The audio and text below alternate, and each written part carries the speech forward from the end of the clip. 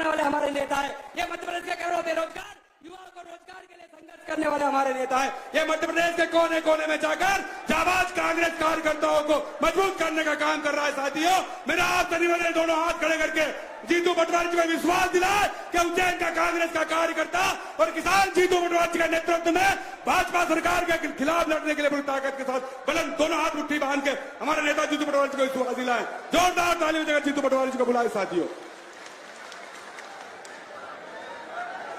सबको राम राम। अरे सबका राम राम।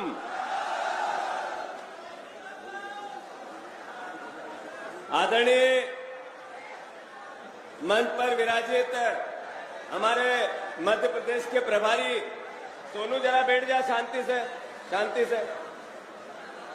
मध्य प्रदेश के प्रभारी हरीश चौधरी जी यहाँ उपस्थित है, जरा उनके लिए जोरदार तालियों से उनका स्वागत करें हम सब। मंच पर विराजित सभी नेताओं से भी आग्रह है, सब हरीश चौधरी जी का तालियों की गड़गड़ाहट से स्वागत करें।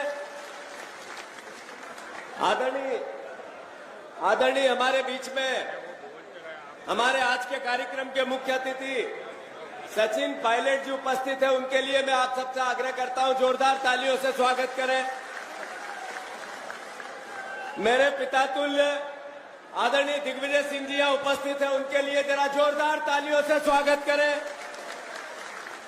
मंच पर विराजित आदरणीय हमारे बड़े भाई अजय सिंह जी, आदरणीय हमारे कांतिलाल भूरिया जी, आदरणीय हमारे सेक्रेटरी एआईसीसी के रणविजय जी, आदरणीय दिलीप गुजर जी, आदरणीय हमारे जिला कांग्रेस के अध्यक्ष महेश परमार जी, आदरणीय मुकेश भाटी जी, आदरणीय यहाँ उपस्थित कमलेश्वर पटेल जी, आदरणीय हमारे बाला बच्चन जी, उकार मरकाम जी, आदरणीय कुणाल चौधरी जी, आदरणीय मेरे छोटे भाई जयवर्धन सिंह जी, आदरणीय हमारे दिनेश बोस जी विधायक स्थानीय, हमारे साथी दिनेश बोस जी, हमारे परिवार के सभी उपस्थित भेरू बापू से लगा के सारे उज्जैन के हमारे वरिष्ठजन, हमारे प्रियवत सिंह जी, आदरणीय हमारे दोनों प्रभारी जी, मैं सबके नाम लूंगा तो थोड़ा सा अन्याय करूंगा आप पे, पर मैं जिनके नाम लिए बहुत महत्वपूर्ण लोग थे, पर जिनके नाम में नहीं ले पाया वो और महत्वपूर्ण, में उनसे माफी मांगते हुए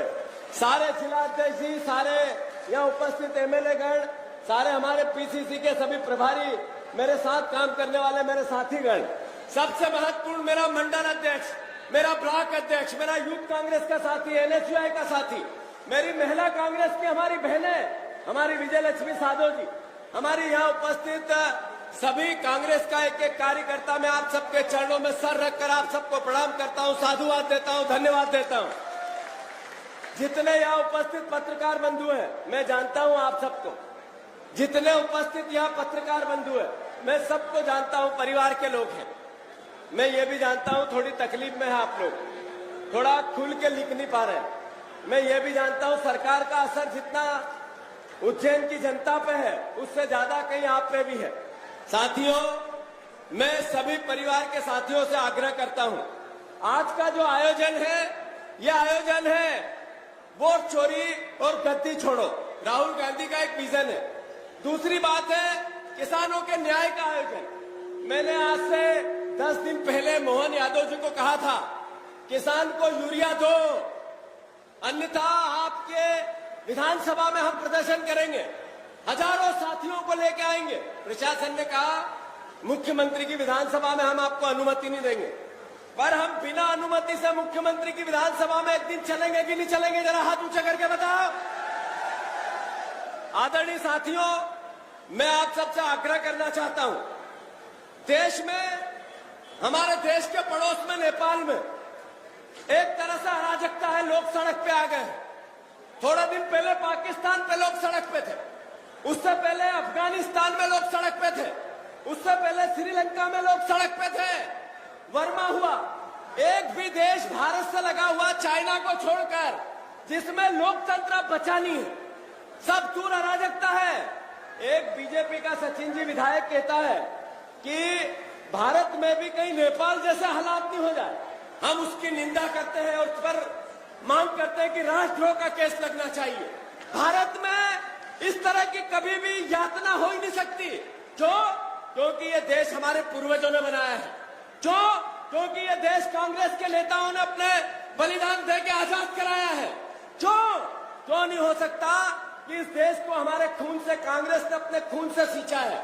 इस देश के लोकतंत्र पे भरोसा है आम जनता का। आदरणीय उज्जैन वासियों, आदरणीय प्रदेशवासियों, राहुल गांधी जी एक विजन लेके देश के सामने आए हैं कि इस देश के लोकतंत्र को बचाना है। आप सब साथ दोगे कि नहीं दोगे? हाथ ऊंचे करके बताओ। राहुल गांधी जी ने इस देश में एक नई बात कही है कि आपके वोट के अधिकार को बचाना है। ये राहुल गांधी जी ने क्यों कहा? क्या इससे राजनीतिक कोई लाभ है? क्या इससे कोई आगे आने वाला देश में चुनाव है? राहुल गांधी जी ने यह मुद्दा क्यों लिया हाथ में? क्यों लिया कांग्रेस ने यह मुद्दा हाथ में? ये इसलिए लिया कि देश के वोट पर आम जनता को भरोसा है, देश के लोकतंत्र पे आम नागरिक को, देशभक्त नागरिक को भरोसा है। ये राहुल गांधी जी की बात घर घर होने लगी है। राहुल गांधी जी की बात अब खुलकर बीजेपी के लोग भी, कई सांसद और विधायक कहने लगे हैं कि वोट चोर गद्दी छोड़, वोट चोर।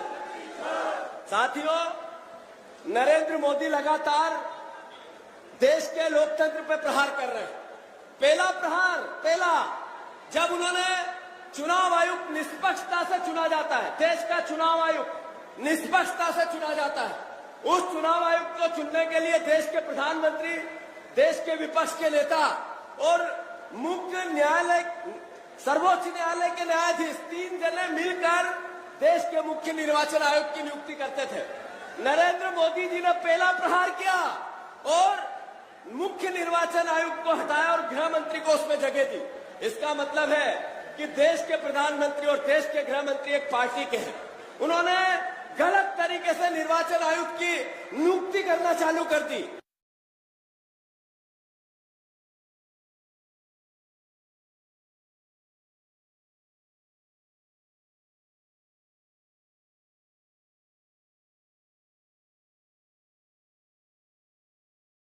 इसलिए देश का लोकतंत्र खतरे में है साथियों।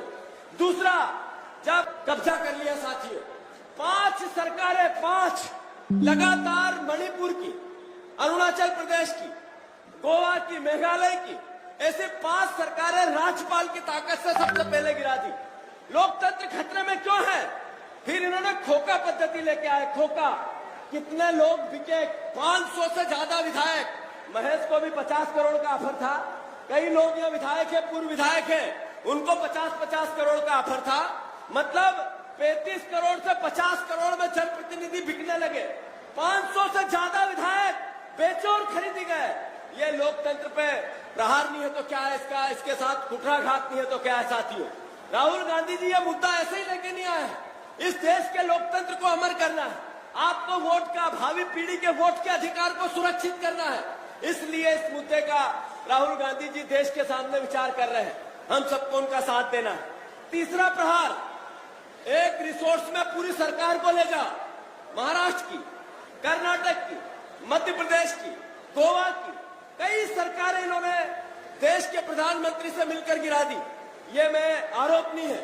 हमारे पूर्व मुख्यमंत्री शिवराज सिंह चौहान ने स्वीकार किया कि मुझे नरेंद्र मोदी ने कहा कि सरकार गिरा दो, तो हमने गिरा दी। ये लोकतंत्र पे प्रहार नहीं है तो क्या है? चुनी हुई सरकारों को गिराना वोट के अधिकार का अपमान नहीं है तो क्या है? चौथा प्रहार, उज्जैन के वोट इंदौर में डलवाना, इंदौर के वोट आगरमालवा में डलवाना, आगरमालवा के वोट महाराष्ट्र में डलवाना और निर्वाचन आयोग की मिलीभगत से करवाना। कर्नाटक में एक सीट पर राहुल गांधी जी ने कहा कि 1 लाख वोटों की हेरफेर है। ऐसे 30 सीट, 30,000 से कम वोट से सांसद बने जो नरेंद्र मोदी को सपोर्ट कर रहे हैं। साथियों, हमारा प्रधानमंत्री वोट चोरी का प्रधानमंत्री है। हमारा प्रधानमंत्री सांसदों को चोरी के वोट से जितवा के देश का प्रधान